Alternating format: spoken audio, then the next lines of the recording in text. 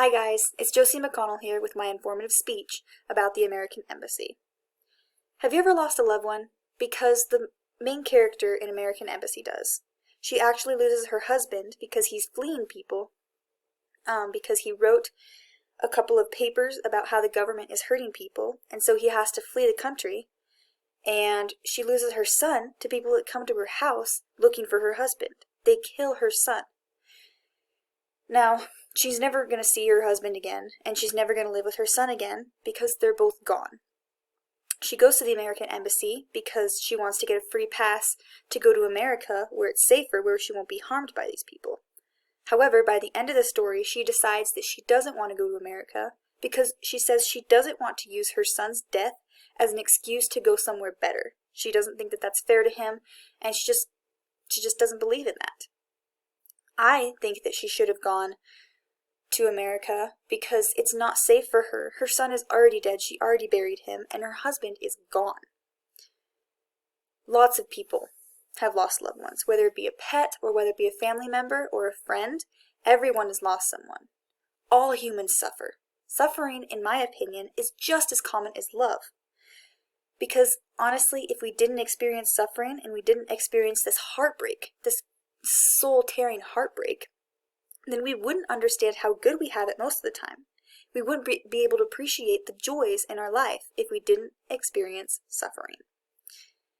Now, the American Embassy is not what it should be. I'm not talking about the story, I'm talking about what the American Embassy actually is.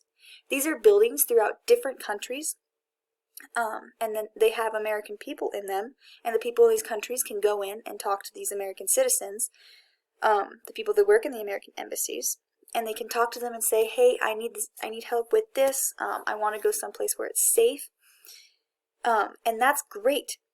However, the American Embassy story, it describes this great thing, what it should be a great thing that should help people, as something bad, something scary, and something that should not happen.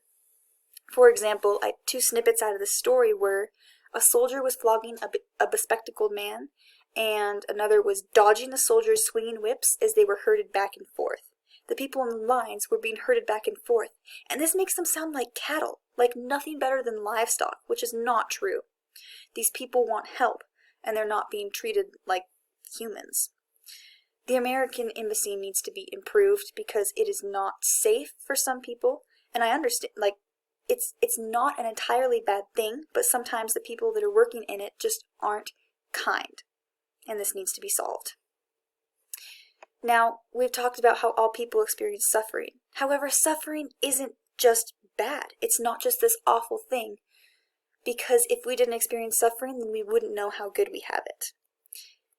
This story, actually, the story of the American Embassy shows us that suffering links us all. Whether it's something horrible like losing your husband and your kid dies before you do, or something a little bit smaller like, I don't know, you cut your finger off trying to cut an orange. It teaches you not to play with knives, however, that's still suffering.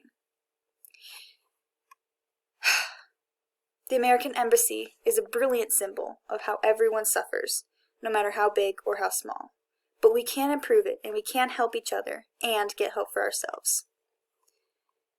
Now, my sources were diplomacy.state.gov and LitCharts and the usembassy.gov.